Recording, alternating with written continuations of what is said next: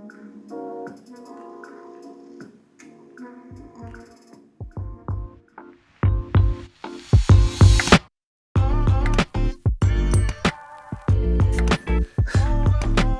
just get completely excited every time I watch an introduction video like that. Just a suggestion. Maybe you should start with another day, another camera. Another day, another camera. Sony has just released the FX3. What's so special about this camera? Nothing, but everything. So, that's my wife, by the way. You'll see in a forthcoming episode called Busting a Lot with Your Wife.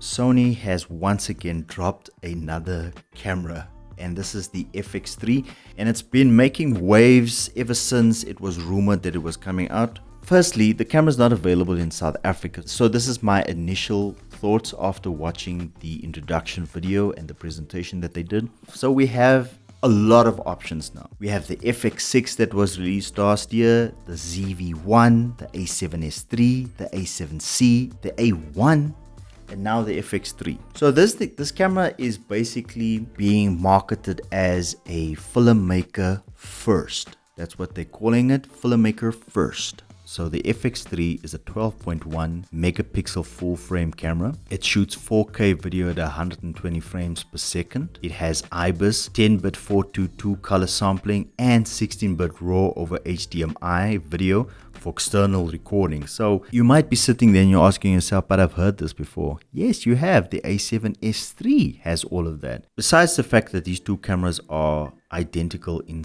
terms of the internals, the externals are clearly visibly different. I actually like the design. It's actually a very nice design. So it comes with the top handle, which is great with IBIS and having some steady shots when you're shooting handheld. It's not like the other FX line cameras where they come with the built-in ND filters. There's absolutely no built-in and ND filters here as well. And the fan doesn't make sense to me either, because the A7s III never had any overheating issues when using it. The camera body is smaller, obviously, in size versus the A7s III. Put them side by side, they are exactly the same camera in terms of output quality, all of that. It has Sony's S-Cinetone picture profile. The A7s III is going to get the update as well, if not already. If you were thinking of getting the FX3 based solely off of the color profile that is available, if you have the A7s III, it's really not worth your time to upgrade or get the FX3. It comes at $3,899 in the States, and the A7s III is $3,500. So I don't have the prices for South Africa because the FX3 has not been released in South Africa as yet. This camera, if you look at it, is it really worth having the cinema line stamp on the camera if it doesn't have time coding, it doesn't have the ND filters? Is it worthy of being called a cinema camera? So it is disappointing that it doesn't have the ND filters, but I understand because of its smaller form factor, it was probably a packaging issue in terms of that.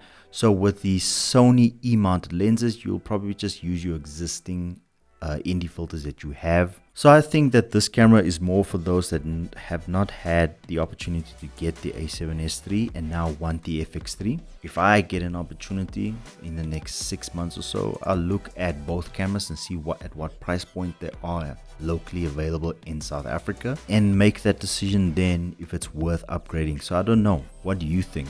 What's your initial thoughts of the FX3? Is it something that you think is suited to your style, the form factors, easy to kit out? What's the reason why you would want to get this camera? So please comment below, let me know what's your initial thoughts of the FX3, if you're going to get yourself one. And while you're at it, please subscribe to my channel, hit the notification bell in case you want to get notified about any future videos that I'm going to drop. I like this camera. Despite the hefty price tag, I think this is actually a really cool camera. Thank you so much for watching this video. I hope you enjoyed it. Please let me know what you think, like I said, about this camera, and also like my channel. Please subscribe, hit the notification button, and I'll see you in the next video.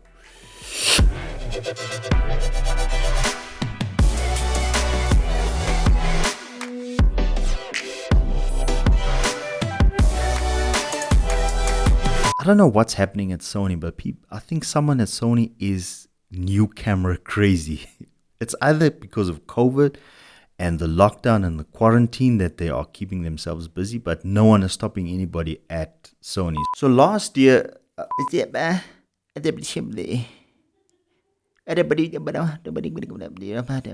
maybe I must just be myself. So, everybody, FX3, ta-da! Yet another camera that Sony has released.